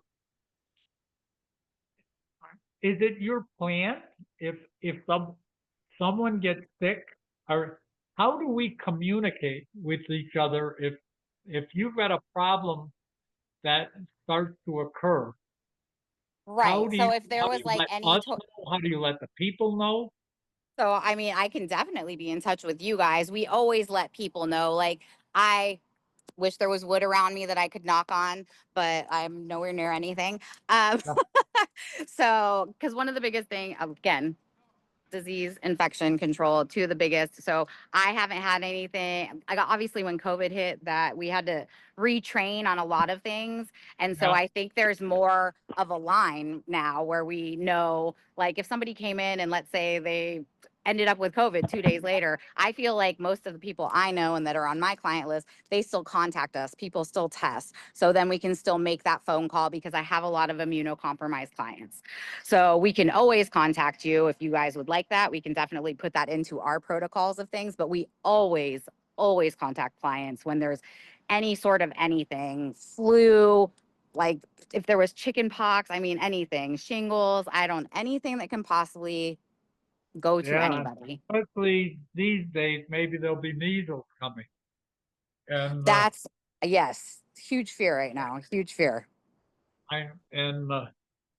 My suggestion is being in touch with Colleen is never a bad thing. That Okay. we deal with the daycare center that's right up the street from you is stays very, very, very, very close with us. Are you And, talking about Children's First? Yeah. Yes. They're Yeah, that's where really my son went. okay. They're really, really good. Really good. Yeah. And they are definitely, Donna is definitely a leader in her field. And Yes, she is. when we were dealing with COVID, she is just an unbelievably conscientious person running a really super organization. And Yeah. and it makes it so that it's way, way better if you've got Colleen involved with you. Okay. And especially because we've got a link into Northampton and with the shared services. If there's something that's bigger in the area that you don't know about, that could be coming to you when you do it unexpectedly, Mhm. if you have Colleen involved, we should be able to keep each other, out of trouble the best we can. I love that, actually. I really, really love that. And I like And Colleen. so- I've met her. She's very sweet. Yeah, she is. She's very capable. And she is sweet too. But she's I don't know if we call it sweet. She's a really competent person and someone that happens to really care and really knows her job. And we're lucky to have her. All And of let's the be above. lucky to have you in our town. Thanks. So Lee and Bill, what do you have? Everything I'm hearing is good things, so let's, I think we should embrace what we have and go forward.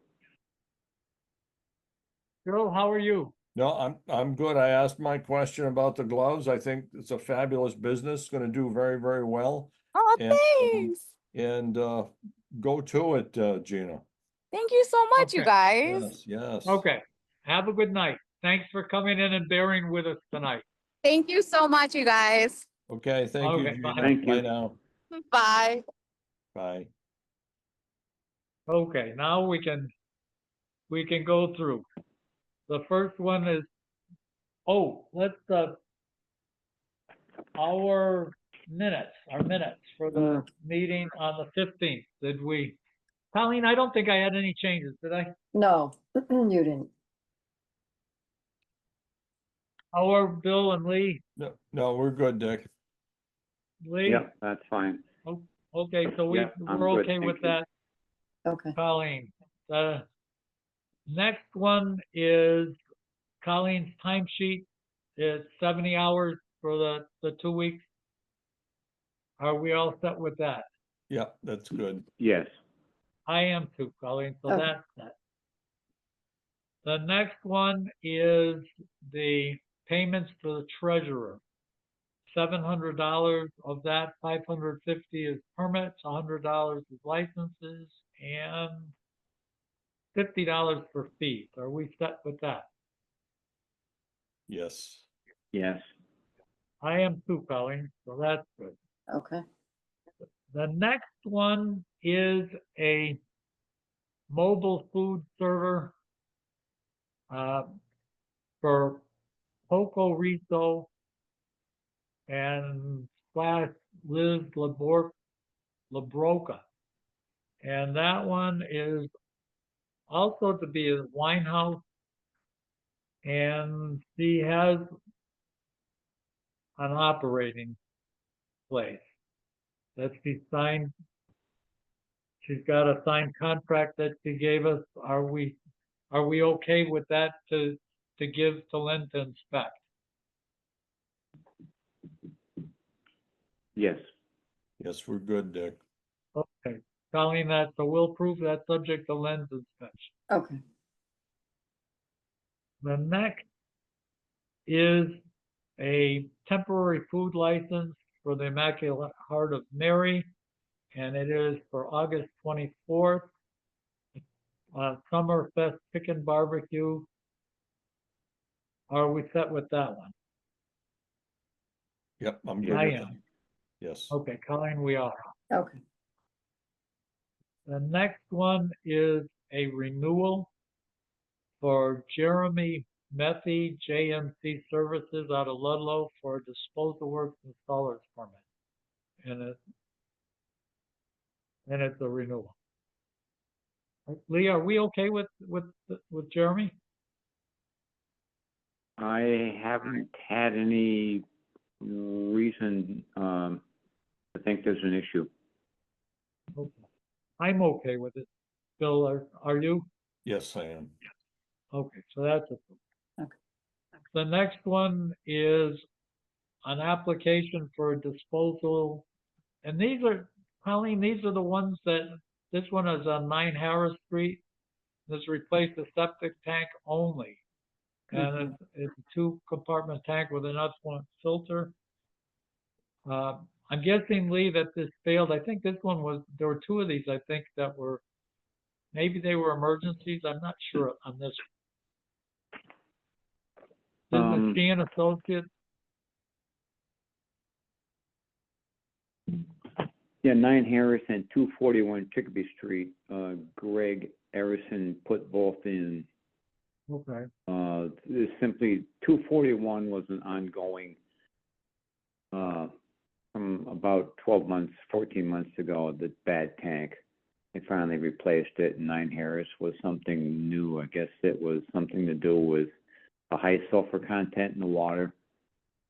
But again, both tanks have been replaced by Harrison Construction. Well, we could approve both of these. They're done, right? Yeah, please. Yes, they're done. I'm okay with it. Bill, are you? Yeah, I'm good with that, Dick. And Bob with both- Sheehan, Bob Sheehan had asked if the board could sign off on the COC for these, so I don't know. On both of the, well, since they're both done, Lee, I guess then we're okay with the just straight sign off, but they've been put in, right? Correct. Dick, if I could interject, I just got a message from Ray Mann of Red Fire Farm. Are they still on for tonight? Sorry, I They was are just not gonna on. They- jump in. Yeah, we weren't sure if you were going to discuss anything, but since we were on the agenda, we wanted to show up just in case it came up. Oh, But we were, did- oh, yeah, what, Colleen took you off the agenda, but, one of the things that we should say, our policy is that we won't do the review until after the fee is paid. Sure. Okay, I hadn't realized So- that hadn't gone in yet. Yeah, and the posted agenda still said Red Fire. So again, we just didn't want to not show up and have it come up. No, I appreciate that, Chris. Thank you. Okay, I'm sorry I actually saw a very good picture of Ray. That he hasn't moved, so I'm guessing it's a picture. I'm Yeah, here. there she is. Hi, Ray. Enjoyed the whole discussion. I guess I can So show you up got too. a chance to hear our public hearing. Yes. So, Yes. Nice Fascinating. to see you both. Nice to so see we're you. not. So, but I'd be surprised if you're gonna get any surprises. I'd be surprised if you're getting surprises on the review, because it looks like, I think we're probably all done. Yeah, that's all fine. We're gonna be It good. was a lot of detail that you wanted some additional detail on. So we sent those just this afternoon. So obviously you haven't taken a detailed look at that at this point. And that's have good to not. know that the fee has not come in yet. We'll make sure that that goes in. Yeah. Okay. Well, we can talk about it, Chris. Yep. And Dick, have you confirmed, have you agreed upon what the fee shall be? Yes, Yeah, we did we last, know. the last Yep. meeting. Okay. I think it's $800. Yeah. That's right. Sorry, I probably a little bit mixed up. Jeff had said that BDG would pay for their fees, but that might have been for conservation. That's So conservation. we miscommunicated. That's Yeah, fine. conservation is That's 50% plus $25, correct? Right, and then You BOH. you haven't lost any time, because I would not have had time to Right. go through Right. the review anyway. Yeah, no, that's fine. So we'll make Good. sure we get that. Yeah. And then do we still, should we get a hard copy to the office?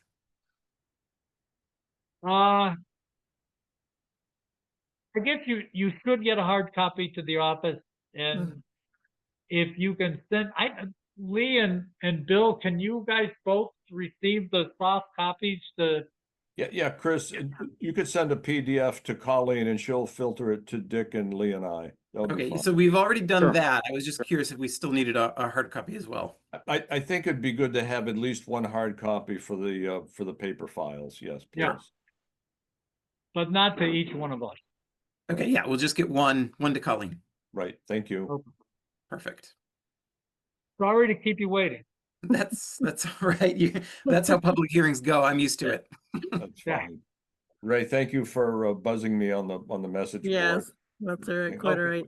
Thank Very, you. very Yeah, good. just Thank you didn't so want to be much. rude and not be here if we're supposed then- to be. Well, that's okay, because we can't use them. I don't have it set up for these meetings, because it actually ends up, when you start using the messaging, it's an open meeting law violation. And so, because it's kind of stuff that's going on that not everybody can hear. People who are showing up to hear the meeting can't tell what's going on. And so Right. I purposely don't have any chats set up. It's so that all happens above board. Yep. No, it's just And Mhm. Dick, a separate question. I think Cushing was supposed to get the well drawing in. Have you seen that yet? I have not seen that. Okay. Hmm. The Well, we better coordinate with them, the 'cause well I has heard- been installed? It has been installed? No, they're we get waiting. the drawing for the local well permit. We've got our Okay, approval from okay. DEP, but not from the local approval yet. Okay. Right. I thought they'd submitted their paperwork. Yeah, they submitted it, but I don't put it on until I know the septic is getting approved, so, Okay, yeah. that's fine. As long as you've got it, that's good enough. Okay. Yeah. So I did not Got know their that we had. Oh, Okay. so it's waiting for the septic. Okay. All right. Their next Okay, time, next then time? have a good night. Is it possible that those will both be reviewed next? Yeah, they would, that would typically, as long as their application is the same as your application, Mhm. then they go right together easy. Yeah, okay. Great. Great. Well, I Yeah, did the do drawing me for a them, so they better be favor. the same. Yes. No, they, okay. Do me a favor, guys. Do not let that well go in. No, it's It still has to go through conservation, Lee. That's still in Yeah. process right now. got conservation What and Lee they, is all right. saying is right, is don't put the thing in and have to be redone. Because we definitely know that down the street from the office, that installer had to re-drill a well that they Wow. put Oh, in the no. wrong place. No, they're not gonna make any moves till everything's in, all the permits are in hand, so Good, good, they're wonderful. not with this project, so. All right. Thanks. Thank you. Okay. Well, I may Okay, not good see you night. in 2 weeks because I might be gone, but guess Chris will be there. I'll be here. Okay, more than, Thank in you, fact, Chris. guys, why don't, you guys can hear without, Bill, the next meeting is, Colleen warned me that's like the 13th or something, Colleen, The is that where? 12th, it's a second Tuesday, and then And if is you want. is that one that you can't make, Bill? Yeah, I will Uh, be away, so, Yeah, I'll be here, though. conservation meet- but Chris will be, conservation meets Chris on the is, 12th of Chris is the August. important one, so. So we're meeting with CC on the 12th, so do we want to make our meeting the 13th? Is that what we're gonna do? Whatever your pleasure is, Dick, that would be fine. Lee, I'm just looking at my book. My calendar is clean, so as long as it doesn't stuff Bill into a corner with conservation, and any time is good. Then let's do, Bill, is Wednesday, the 13th, okay with you? That's fine, yes. So Board of Health at our normal 7 o'clock. On the 13th, Colleen? Okay. Mm-hmm. So that's gonna be Wednesday. Yeah. Okay, so we're That's- set. That's good. I've got conservation in Richmond on the 12th anyway, so Oh, that's a long drive to Richmond, Mass. it is, Holy- and they do hybrid, and I only go in person when they're hybrid. Oh, boy, wow, wow. All right, very good. All Thank right. you. That's Good. why this Very is good. better. Thank you. Okay, good Yeah. night. Thank you. Yeah. Have a good trip. Great. Okay, our next one is, let's get me back. This is disposal system construction permit. This is 87 Kendall Street. I think this one is a tank and debox. It must have been a failed Yeah, Title V. Jason LaFleur replaced both components. They're in the ground. So we might as well approve the application and the COC. Yeah, I mean, it's done. So Colleen, we'll do the Okay. application. Is that okay, Bill? Yeah, that's fine. Okay, the next thing I have is application, this is an emergency one. This is for, it's at 113 Bachelor Street. Emergency, a 1,500 gallon compartment tank. Two compartment tank with a filter and a D box. This is by, there's a Title V for this, right? Mm-hmm. For 113 Bachelor Street. It must have failed, huh? Well, this is the one that John Kapinski did. This is the one for the water table that he did, right?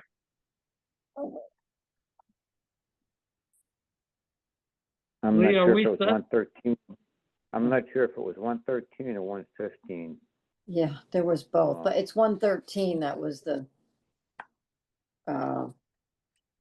application for the tank replacement. Okay, but, okay, why does it say emergency? Or does that not matter? Well, did someone put it in already? Not to my knowledge. She wrote it on the application, emergency, so I don't know, that's why I wrote it, but, Clean Septic, somebody from Clean Septic. I didn't So know are if we it o- was in. Well, the Title V was done and it said it was okay except for the tank and deepest, right? Yep. That's my So recollection. this one is just approve the application, is that right? Yes, my only question, and maybe it's already been addressed, is they properly dealt with the water table separation.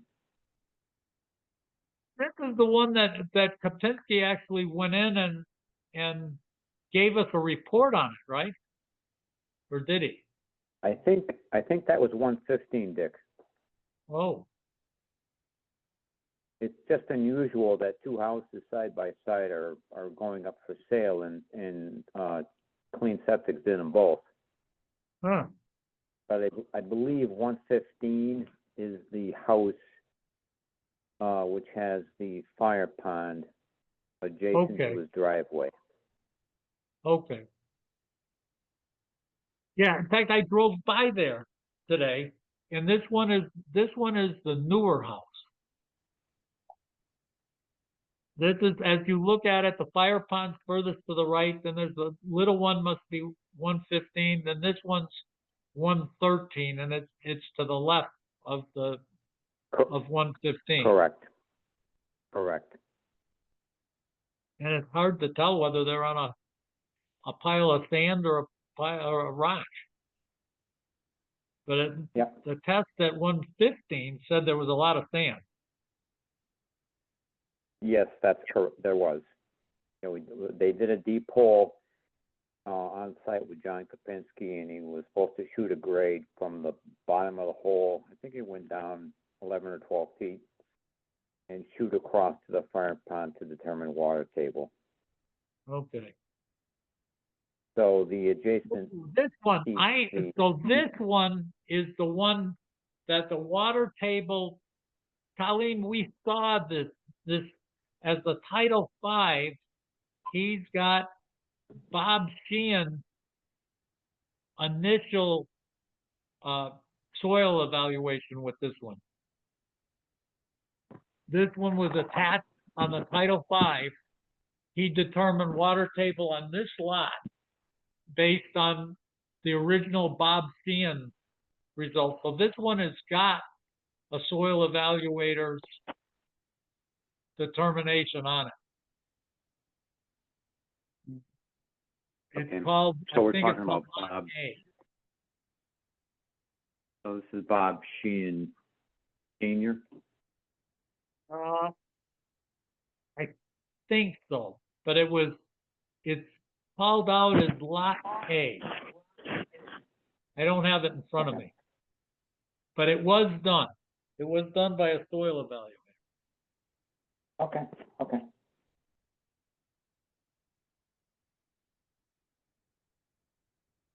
So then we should be okay with this. Yeah, if they got the data, then we should be fine. I agree.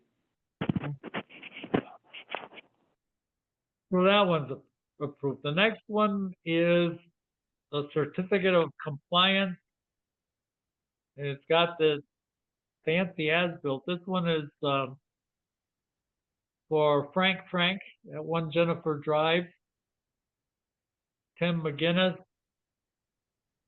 He's got his, apparently went in at all the right elevations, and he's got all the ties. You must have inspected that, I'm guessing, Lee. Yes, I was there multiple times. Joshua Kugler installed that. Yeah, And it looked like it was everything looked exactly correct. yeah. And that must be a little while ago because the grass is all in.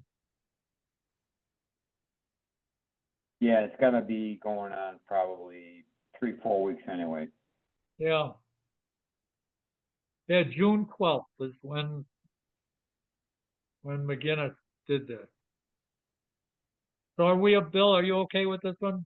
I am. Oh, yeah. I saw, Josh did a nice job. The next one we have is a certificate of compliance in Josh Hugler.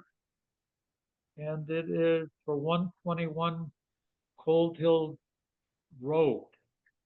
This is a new system. I don't even remember this one, but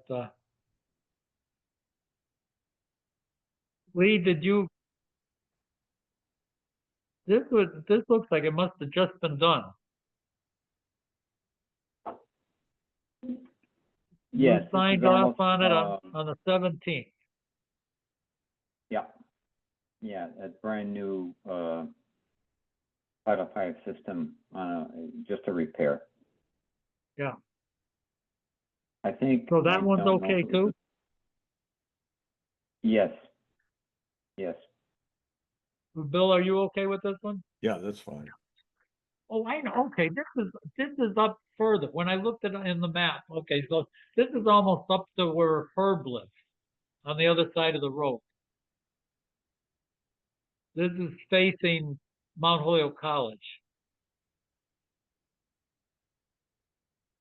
Yeah, you're just about down by Cold Hill Drive on this one. Yeah, On the other side of the street. right. Okay. So then on Title V reports, we've got 113 Bachelor Street, which is we just talked about. Conditionally passes. That was for what's just been replaced. And the one was on 121 Amher Street. That's the one that we wanted to know where Bob Norman got his water table, and he dug out something that showed that it was a soil evaluator is the one that determined water table on that one. So are we okay with both of these? Should be, yes, I believe that's so. good. That's good, Dick. Yeah, I'm also, Colleen. Okay. The next one, Dollar General Work Completion Report. You sent that out, Colleen. Yeah. Which is the same report they sent us before. But again, what he still hasn't got back. I did one of these times I sent a thing out saying, hey, you said you couldn't do the job that you wanted to do because the state wouldn't let you tie into the storm drain, and you were going to get the state to do it. And they never did it, and they never got back to us. So so they did some work and didn't do anything. Well, Dick, do we have any leverage over them at this point? Short of taking them to Superior Court?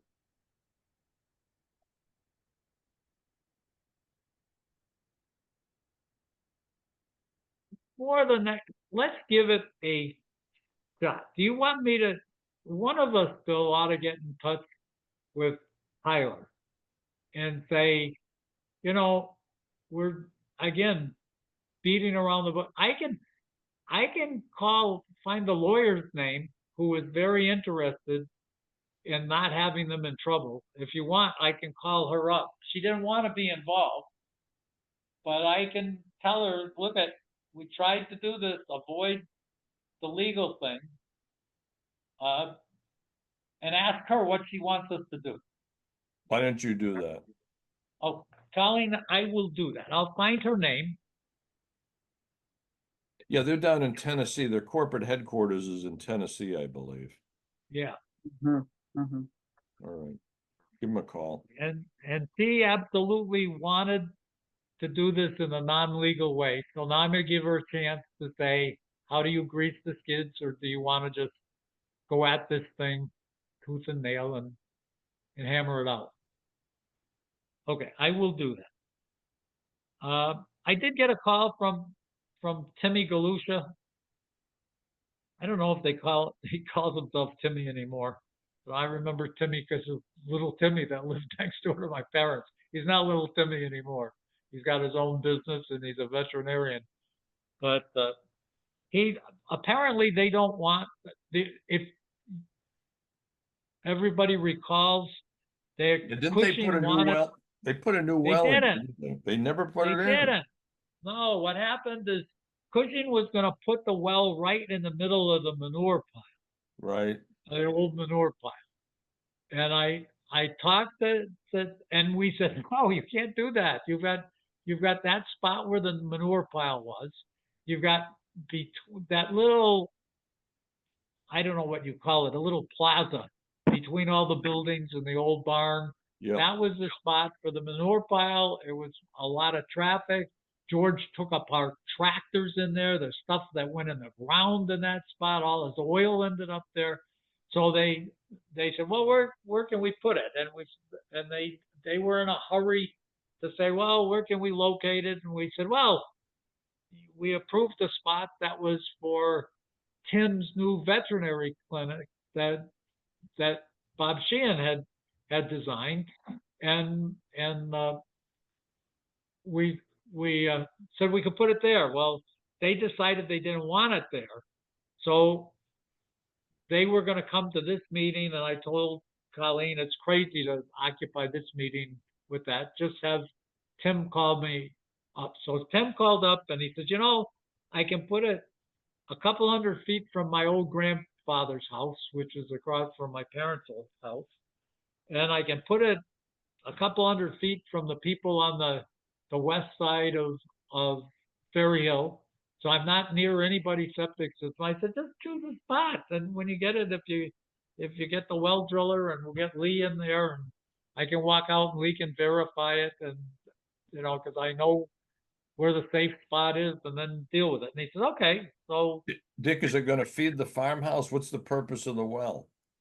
my understanding is, now this understanding is now the better part of 2 years old, I think, is that they're going to separate the farmhouse from the farm. And that they want to have currently, what I was told is the farm gets its water from the farmhouse. And so they just want to put a well in for the farm. Okay. And I'm guessing something may have happened financially or something. If you notice driving by there, the farmhouse has gone from a pretty well maintained property to looking like the field. Right. So I don't know what's happened, but Okay. but anyways, that's Okay. they just gave a call and That's fine. so they're gonna get a well driller who will then come up and get an application for it, tell us where he wants to put it, and Mhm. we'll do that. So, what else do we have here? The building department, or somebody came in that lives at 375 Amherst Street. They're putting a deck and a screened-in porch on. And the building department wants an okay for that. I think I sent along. I saw that. Bill and Lee, did you have a chance to look at that? That's the, Yeah, the septic's on the other side of the house. I saw your yeah, comment. it That's doesn't fine. impact anything. That's That fine. Yeah. should be That's fine. fine. Right, That's okay. right, should be fine. Yeah, so we're all Yeah. set. Very good.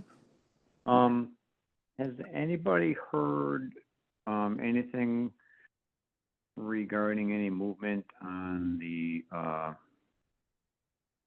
repair at 12 Ken Lane?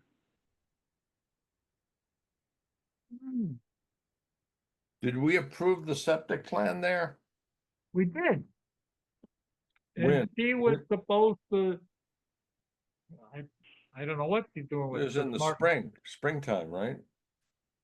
Yeah, Hmm. 'cause Alan did it. That's right. Yeah, They were Alan looking did for it, and- bids. Well, that's right. They were looking for bids and they were looking for financing through the town. Right.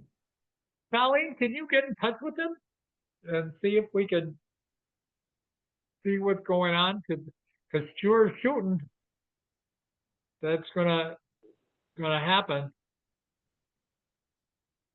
The other thing that didn't happen, and I don't know, do you know if Chris Martin is gone? Well, he's certainly gone. Oh. Yeah, he's gone now. He's He's completely out of the loop. He's out Yeah. of the loop now. Yeah, he's gone. Yeah. As of So July we 1, he's gone. We probably ought to be finding out, I guess I can try to get in touch with Tammy Martin and see about getting Gasberry's line hooked up, because that whole thing's gonna blow up in our face, the town's face, once the water table comes up again. So we ought to get his cellar hooked up into a pipe and have her septic system done before all of a sudden it's cold and we can't get anything done.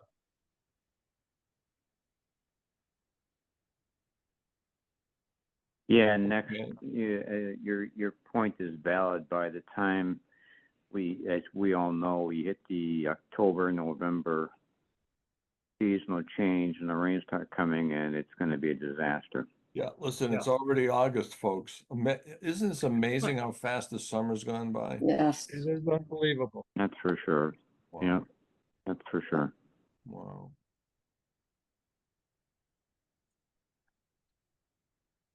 So Bill, when your surgery is gonna be, well, 6 weeks away. By the time our next meeting comes, it's only gonna be a couple meetings away and you'll be in surgery. Do you know, are you gonna be tied up for a long time, or is this No, a it's fast? supposedly it's day surgery.